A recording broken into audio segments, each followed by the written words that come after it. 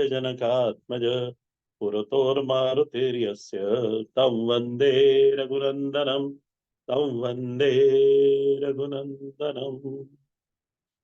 हम लोग बालकांड के दोहा नंबर 95 पर थे और फिर बीच में लाइट चली गई थी, तो हमारा इसका कनेक्शन खत्म हो गया था इंटरनेट का। तो ये 95 से शुरू करते हैं हम लोग। समझि महेश समाज सब, जननी जनक मुस्काई, बाल बुझाए विविध विधि, निडर हो डरु नाहि, सियावर रामचंद्र जी की जय। प्रसंग ये चल रहा है कि भगवान श्री शंकर विवाह के लिए जा रहे गए हैं, और उनकी जो बारात है, देवता उनके बारात को देखकर और उनके वेश को देखकर बाकी सभी देवता अपने अपने समाज के साथ राजा हिमाचल के घर पहुंच गए। और भगवान शंकर अपने समाज के साथ सारे भूत पिशाच योगिनी डाकिनी शाकिनी इनके साथ भगवान जा रहे हैं। और भगवान वहाँ हिमाचल राजा के दरवाजे पर पहुंचे हैं। बारात नगर में आती है। नगर के बालक बालिकाएं सभी लोग दौड़ते दौड़ते जाते हैं बारात को देखने के लिए।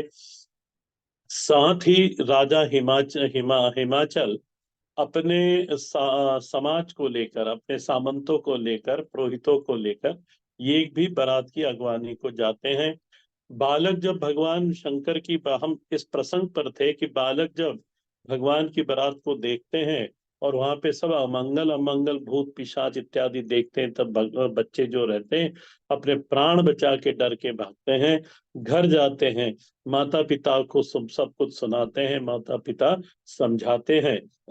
इस दोहे में वही बताया गोस्वामी जी, समझि महेश समाज सब। जब बालकों ने बारात का वर्णन करा, दूल्हे का वर्णन करा, तब जब वर्णन सुनने के बाद माता पिताओं ने समझि महेश समाज सब बोले, माता पिता समझ गए कि अच्छा भगवान शंकर है, भगवान महेश है, तो उनके तो संगी साथी उनके साथ जो आए हैं वो तो ऐसे ही होंगे। जननी जनक मुस्काई, वो बालकों के माता पिता मुस्कुराते हैं और बाल बुझाए, और उन बालकों को जैसे तैसे समझाकर विविध विधि अनेक अनेक प्रकार के से युक्तियों देकर उन बालकों को समझाकर कहते हैं, निडर हो डरु राही। बोले इसमें कोई डरने की बात नहीं है, ये भगवान है और इनका समाज ऐसा ही है, ये इसी तरह से है। इधर बच्चों को समझा बुझाकर गोस्वामी जी आगे लेके जाते हैं। ले अगवान बारात ही आए, दिए सबई जनवास सुहाए, मैना शुभ आरती संवारी, संग सुमंग गावही नारी, कंचन तार सो अबर पानी, पर छिन चली हर्षि हर्षानी। मैना जी, बाकी जो लोग थे, ये राजा हिमाचल के साथ के जो लोग थे, जो बड़े बुजुर्ग थे, उनको मालूम था कि हाँ भगवान शंकर इसी तरह से होते हैं। उन्होंने उस बारात का स्वागत इत्यादि करा। जनवास में उनको जहां जहां ठहराने की जगह थी वहां पे ठहराया। इधर श्री मैना जी अपने समूह के साथ सुहागन स्त्रियों के साथ आती है। भगवान वर पूजन के लिए भगवान को परिचने के लिए आती है। हाथों में सोने का थाल है, और उनके हाथों में वो सोने का थाल बड़ा सुंदर दिखाई दे रहा है। गोस्वामी जी कहते हैं, कंचन थार सो खबर पानी, पानी ने हाथ। और जब उन्होंने भगवान शंकर को देखा और उन्होंने कहा कि इनका पूजन करना है, ये वर है, उसी समय उन्होंने सर्प ही सर्प, क्योंकि उनके थाली के अंदर दीपक जल रहा था, अग्नि को देखकर सर्प भड़क जाता है।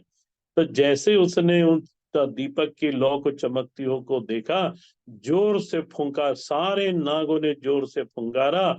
माता जी वहां थाली फेंक कर, बिकट बेश रुद्र ही जब देखा, अबल नहीं और भय, भयो भयो विशेषा। एक विशेष प्रकार का भय न केवल श्री मैना जी में, उनके साथ जितनी स्त्रियां गई थी सभी महाराज भय के कारण भागती वहां से। भागी भवन बैठी अति त्रासा, गए महेशु जहां जनवासा, मैना हृदय बहुत दुख भारी, लीन बोल गिरी सकुमारी।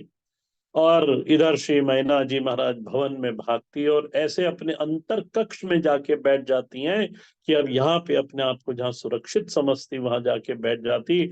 उनके साथ सारी स्त्रियां वहां पहुंचती हैं और उन्होंने श्री गिरिजा जी को, श्री पार्वती जी को उन्होंने अपने पास बुलाया। और पार्वती, छोटी सी पार्वती, सुंदर सा स्वरूप है माता जी का, उनको देखकर जब अपनी पुत्री के चेहरे को देखती है और वो वर की याद आती है, तो अधिक स्नेह मैं नारदय भय दुख भारी लीन बोली गिरी सकुमारी। अधिक स्नेह गोद बैठारी। अधिक स्नेह क्यों आया यहाँ पे? क्योंकि अब इतनी कोमल, इतनी सुंदर छोटी सी पार्वती जी और भगवान शंकर का विकट रूप देखकर माता जी अभी आई हुई हैं। तो अब उनके मन में ये है कि मैं अपनी इतनी सुंदर कोमल कन्या को उस वो ऐसे विकट, ऐसे अमंगल वेशधारी ऐसे वर को मैं कैसे सौंपूं और कैसे ये रहेगी, उनके साथ कैसे निभाएगी। इस सब को विचार करते हुए माँ श्री पार्वती जी के प्रति उनके माँ के हृदय में अधिक स्नेह उत्पन्न हुआ। अधिक स्नेह गोद भय। और अब क्या लाड़ करूं मैं? माँ जब लाड़ करने गए तो अब मैं क्या लाड़ करूं? इसको कैसे छाती से लगा लिया। अधिक स्नेह गोद बैठारी, गोद में बिठाया, छाती से लगा लिया। श्याम सरोज नयन भरे बारी, उनके आंखों में डब डब करके आंसू भराए। जेहि विधि तुम ही रूप अस दीना, तेहि जड़ बरोबा कस कीना। उन्होंने कहा, जब विधि ने तुमको इतना सुंदर स्वरूप, इतना कोमल सुंदर स्वरूप दिया है, तो ते जड़ बर बायरु कस कीना। बाउर वो विधि को कह रही है, ब्रह्मा जी को कह रही है कि बावले ब्रह्मा जी ने जब तुमको इतना सुंदर बनाया तो तुम्हारे भाग्य में ऐसा जड़, ऐसा अमंगल वर को क्यों लिख दिया।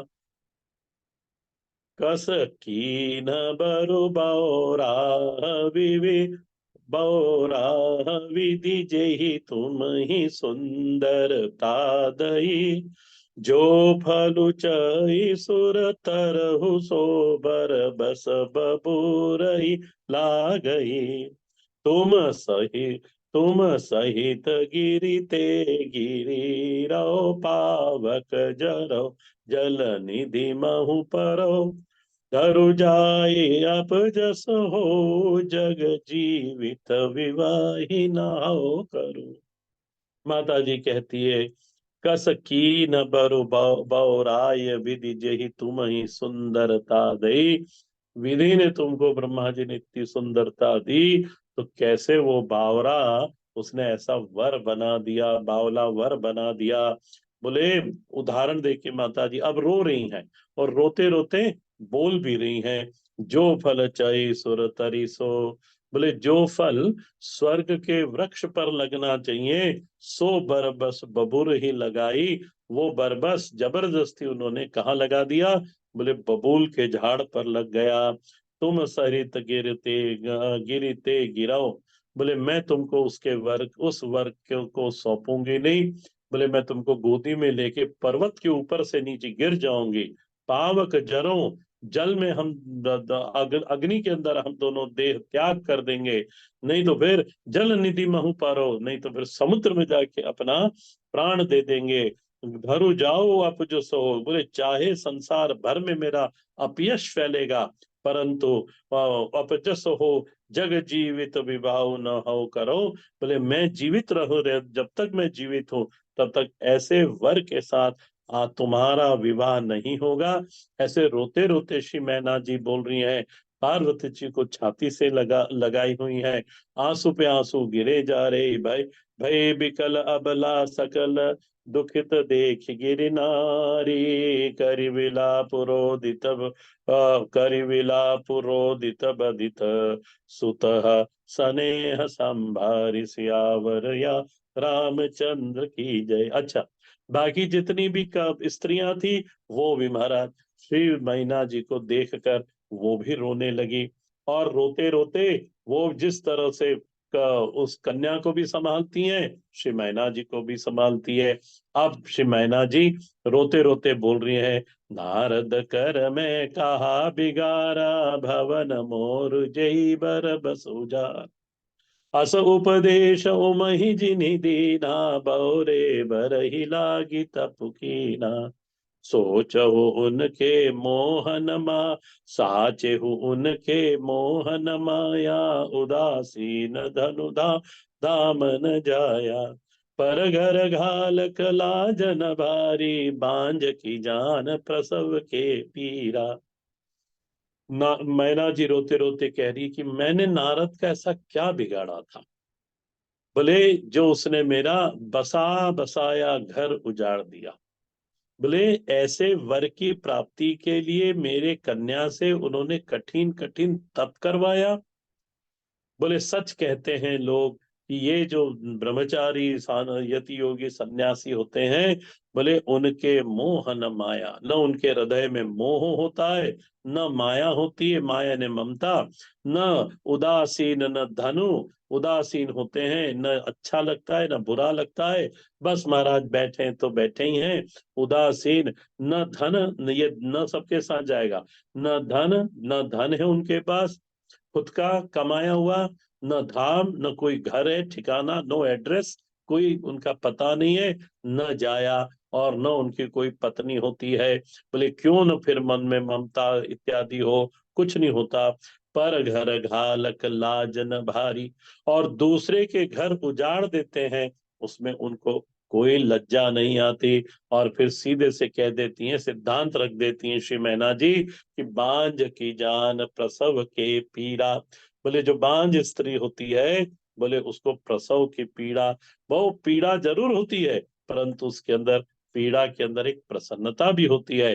परंतु महाराज न वो पीड़ा समझ सकती है और न वो प्रसन्नता जान सकती है। बांझ की जान प्रसव के पीड़ा, जननी विकल विलो की भवानी। अब पार्वती जी देख रही हैं अपनी माँ को। पार्वती जी तो मन में बड़ी प्रसन्न है, पर माता जी की ये स्थिति देखी तब, जननी बिकल बिलो की भवानी, बोली जुत विवेक मृदुबानी, अस विचार सोचो मति माता, सो न टरई जो रचई विधाता, कर्म लिखा जो बाउर नाहू, तो कत दोष लगाए काहू, तुम सन मिटहि के विधि के अंका, मातु व्यर्थ जनु ले कलंका। पार्वती जी महाराज बुद्धि स्वरूपिणी है, अध्यात्म में बुद्धि है, तब वो अपनी बुद्धि से अपनी माँ को समझाती हैं। क्या बोली? जननी विकल जननी विकल विलो की भवानी। जब भवानी ने, पार्वती जी ने अपनी माँ को इस तरह से दुखी देखा, तो बोली जुत विवेक मृदुबानी। देखो तीन एजेक्टिव दिए गोस्वामी जी ने, उनकी वाणी कैसी है? युक्ति संगत है, विवेक से भरी हुई है, और मृदु है। बोलने का ढंग कैसा होना चाहिए? तो बोले युक्ति युक्त बोलना चाहिए हमेशा। दूसरा, कोरी भावना नहीं होनी चाहिए, उसमें विवेक होनी चाहिए, भावना हो, विवेक पूर्वक भावना हो, और मृदु हो, सामने वाले को दुख न पहुंचाओ। तो बोली जुत विवेक मृदुबानी, अस विचार सोचो मति माता। बोले जो आप कह रही हो ना माता जी, नारद जी को दोष लगा रही हो। बोले ना, नारद जी तो गुरु है ना श्री पार्वती जी के। तो उन्होंने कहा कि आप माता जी, नारद जी को ना किसी इस तरह से आप विचार मत करो। बोले सोन टरई जो रचई विधाता। बोले विधाता ने जो लिखा है, बोले वो तो कभी मिटने वाला आंसू है नहीं, सोन टरई, वो तो हटने वाला नहीं है, ब्रह्मा जी ने जो लिख दिया। और फिर सिद्धांत लिखा यहाँ पर, कर्म लिखा जो बाउर नाही, तो कत दोष लगाओ काही। बोले भाग्य में पूर्व जन्म के कर्म से जो मेरे को फल प्राप्त हुआ है, कर्म लिखा जो बारो नाही, बोले उसको कोई भी नहीं मिटा सकता। बोले तो कत दोष लगाओ काहू, बोले फिर तुम दूसरों को दोष क्यों लगाती हो? इसमें सिद्धांत ऐसा है कि जो हमको परिस्थिति मिली है, ये सारी की सारी हमारे कर्मों के द्वारा उत्पन्न परिस्थिति है।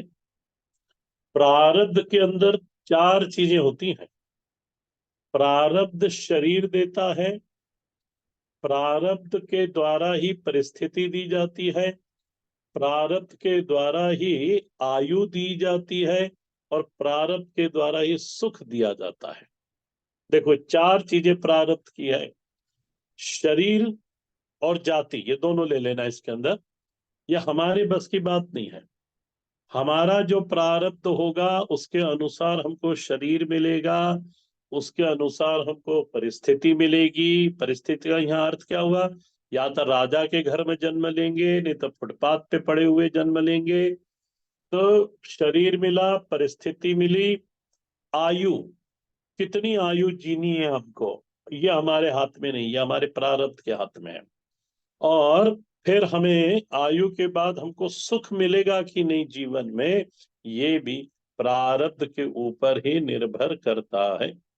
तो कितनी चीज हो गई? शरीर हो गया, परिस्थिति हो गई, आयु हो गई, और चौथा सुख हो गया। वैसे सुख परिस्थिति के अंदर आ जाएगा। एक चीज और है, यदि विस्मृत हो जाए, याद आ जाएगी तो मैं बता दूंगा। परिस्थिति सुखाकार परिस्थिति होगी या दुखाकार परिस्थिति होगी। शरीर या तो मनुष्य होगा, या तो और किसी का, किसी 84 लाख शरीरों में से कोई सा भी शरीर हो सकता है। और परिस्थिति हो गई, शरीर, आयु हो गई। एक चीज और होती है जो प्रारब्ध के अधीन होती है, याद आएगी तो मैं बता दूंगा। तो इस तरह से माता जी ने उनको युक्ति संगत बात सुनाई अपनी माँ को, और कहा कि तौ कत दोष लगाओ काहे, आप काहे किसी के ऊपर दोष लगाती हो माता जी, तुम सन मिटई की विधि के अंका। बोले यदि आप इस तरह से दोष लगाओगी तो बोले क्या किसी का, हमारे ऊपर का ये जो कलंक है या जो भी कुछ लिखा है माँ विधाता ने, क्या ये मिट जाएगा? माँ तू व्यर्थ जन लेहु कलंका। बोले आप काहे जब इनको नारद जी को कहकर या किसी और को भी कहकर अपने ऊपर और कलंक लेती हो। देखो, जो जो व्यक्ति, जो मनुष्य विवेक पूर्वक इन सिद्धांतों को जानता है, ऐसा व्यक्ति कभी भी किसी को दोष नहीं देता। वो ये जानता है कि आज ये जो परिस्थिति मेरे सामने आई है, जो व्यक्ति मुझे मिला है, जिस परिस्थिति में मैं पड़ा हूं, बोले ये सब मेरे कर्म के द्वारा ही उत्पन्न हुआ है। आगे निषाद राज को लक्ष्मण जी कहेंगे कि कोई भी किसी को सुख दुख करने में समर्थ नहीं है। बोले मनुष्य के कर्म ही होते हैं जो उसको सुखी बनाते हैं, मनुष्य के कर्म ही होते हैं जो उसको दुखी बनाते हैं। बोले इसलिए जो समझदार विवेकी व्यक्ति है, धर्म और सिद्धांत को जानने वाला है, वो कभी भी किसी दूसरे के ऊपर दोष का रोपण नहीं करता, किसी की तरफ उंगली दिखा के नहीं बोलता कि देखो इसी ने ही मेरे को दुख दिया है, तुम्हारे कारण हम दुखी हो रहे हैं। यही संवाद आपको भागवत जी में पृथ्वी और बैल के रूप में जो धर्म है, इन दोनों के संवाद के अंदर मिल जाएगा। जब पृथ्वी पूछती है धर्म रूपी बैल से कि आपके 3 पैर टूट गए, एक ही पैर है, ये 3 पैर किसने टूटे? तो धर्म वही कहता है कि हे पृथ्वी, मालूम नहीं। फिर उन्होंने 4 वाद देते हैं कि कर्मवादी लोग कहते हैं कि कर्म के द्वारा ये दंड मिला है, ईश्वरवादी लोग कहते हैं ईश्वर ही सब कुछ करता धरता है, प्रारब्धवादी लोग बोलते प्रारब्ध ने ही करा है, और चौथे में उन्होंने कह दिया इतने सारे वाद है। हे पृथ्वी, आप ही अपने मन से, आप समझदार हो, विवेकी हो, आप ही बता दो कि आप ही सोच लो कि मेरे को ये दंड कैसे मिला है। राजा परीक्षित इस बात को सुन रहे थे। राजा परीक्षित ने उस बैल रूपी और बैल रूपी धर्म के सामने जाके हाथ जोड़ के बोला, आप धर्म को जानने वाले हो। जो धर्म को जानने वाला व्यक्ति होता है वही इस तरह से उत्तर देता है।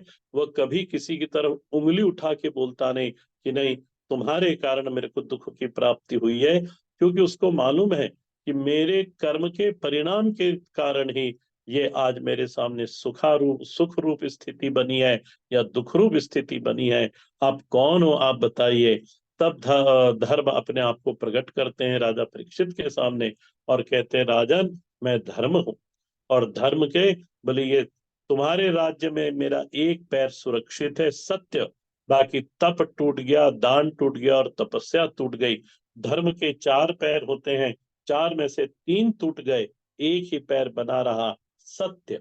इस तरह से जो यथार्थ को जानने वाले हैं, जैसे श्री पार्वती जी, उन्होंने अपनी माता को साफ साफ शब्दों में कहा कि तुम सन मिटई की विधि के अंका, ता मातु व्यर्थ जनी ले हो कलंका, जनी ले हो मातु कल को करुणा, हरिहर हो अवसर नहीं, सुख दुख सुख जो लिखा लीलार, हमरे जाब जहाँ पावऊ तही, सुनी उमा के बचन बिनीत कोमल, सकल अबला सोच ही, बहुभांति विधि लगाई दूषा, नयन बारी विमोच ही।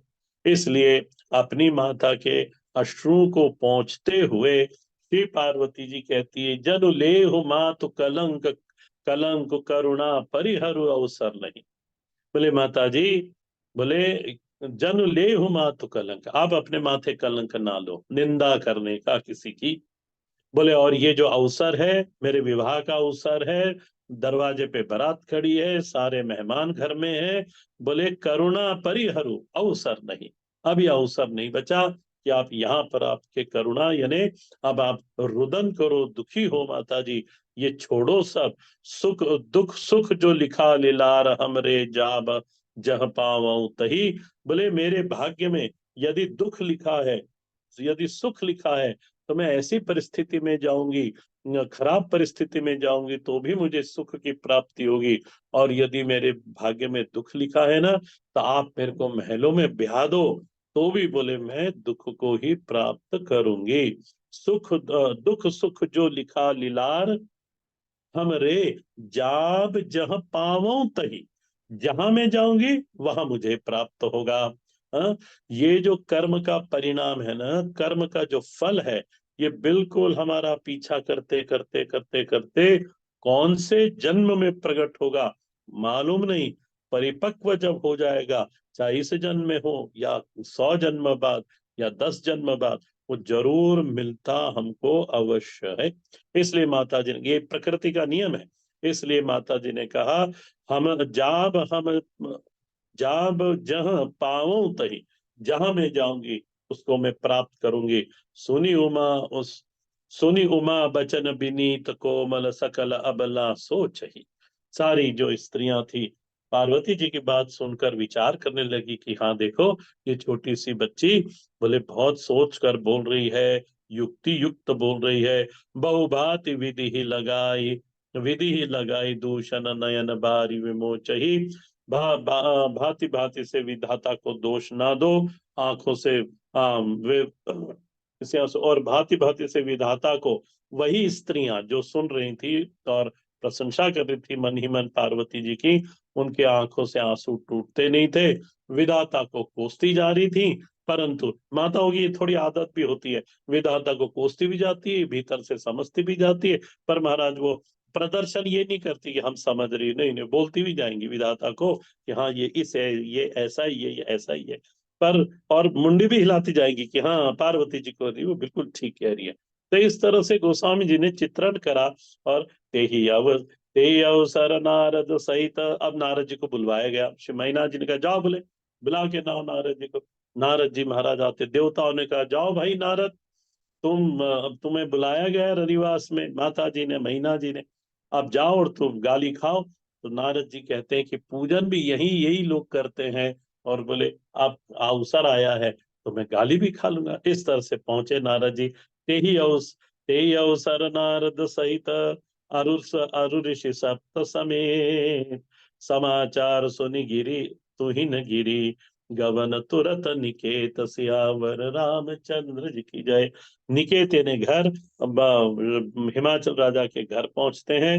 तब नारद ही सबहु समझावा, पूरब कथा प्रसंग सुनावा, मैना सत्य सुनो मम बानी, जगदम्बा तव सुता भवानी। पार्वती जी की, मैना जी की हालत को देखकर नारद जी समझ गए कि महाराज अब यहाँ तो आज पूजा होगी नहीं। बोले आज तो डांट पिटेगी। हाँ, वैसी पूजा होगी, उल्टी पूजा होगी। तो उन्होंने उनको वो मैना जी बोले उसके पहले मैना जी को उन्होंने कहा, मैना सत्य सुनहु मम बानी, जगदम्बा तव सुता भवानी। ये आपके ऊपर कृपा करके आपके घर में ये प्रकट हुई हैं।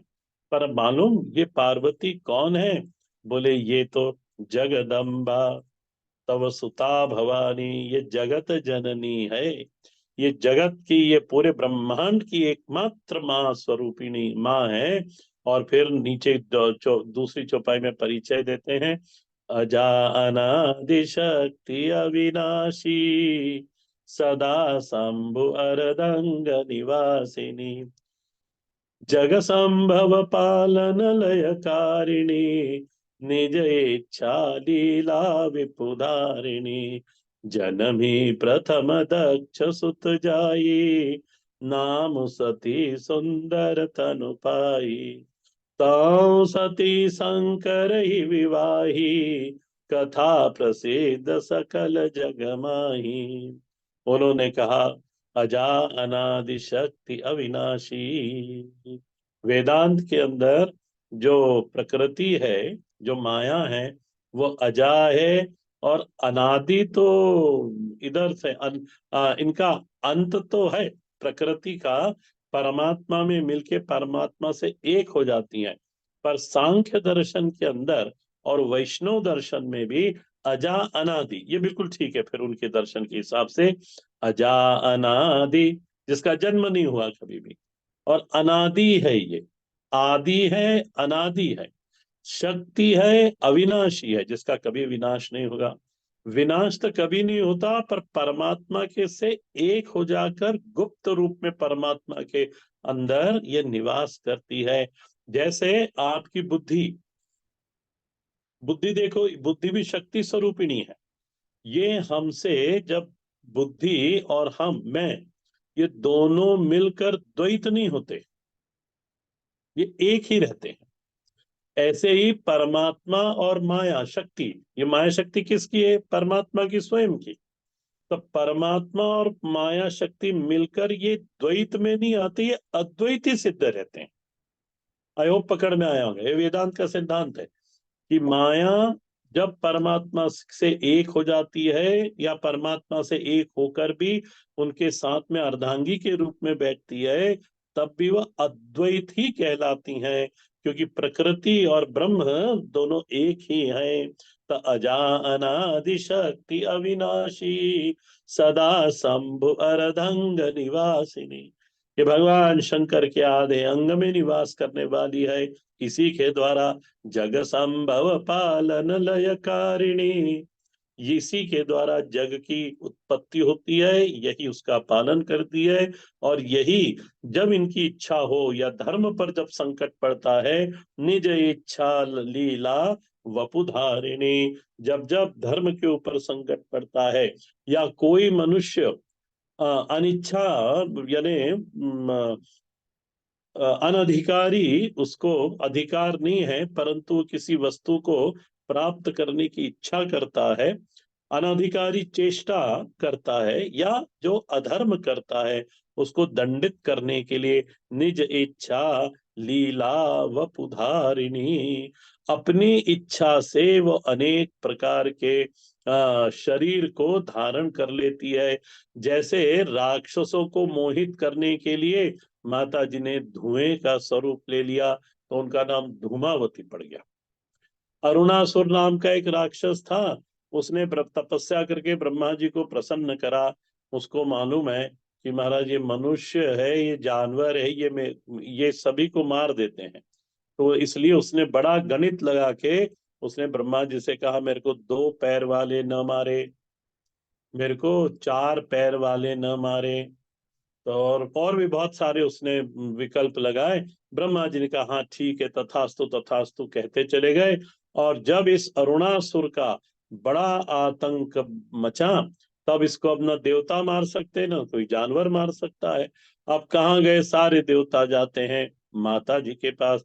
माता जी ने कहा कि ठीक है, मैं 6 पैर वाली भौरी बनती हूँ, इसलिए भंवरअंबा, हाँ, वो भ्रामरी देवी बनी। और भौरे के रूप में आके उस अरुणासुर का भगवान देवी माता जी ने उद्धार करा। इसलिए इस पंक्ति को देखना, निज इच्छा लीला वपुधारिणी। एक बार अकाल पड़ा और खाने के लिए कुछ भी नहीं था, न पृथ्वी से अन्न उगता था, न फल उगता था, न कुछ भी, न जल था। तब माता जी स्वयं जल के स्वरूप में आई और जल के उन्होंने अपने शरीर के ऊपर 1,000 आंखें उत्पन्न करी। उन आंखों से जल की धाराएं निकली, वो पृथ्वी को सींचा और स्वयं महाराज बीज बन के पृथ्वी के अंदर गई और स्वयं साग सब्जी और फल इत्यादि बनकर, अन्न बनकर सामने प्रस्तुत होती हैं। तब देवी का नाम एक पड़ता, शाकंभरी देवी पड़ता। इस तरह से निज इच्छा लीला वपुधारिणी जनमी प्रथा, पूर्व जन्म की कथा सुनाते नारद जी श्री मैना जी को।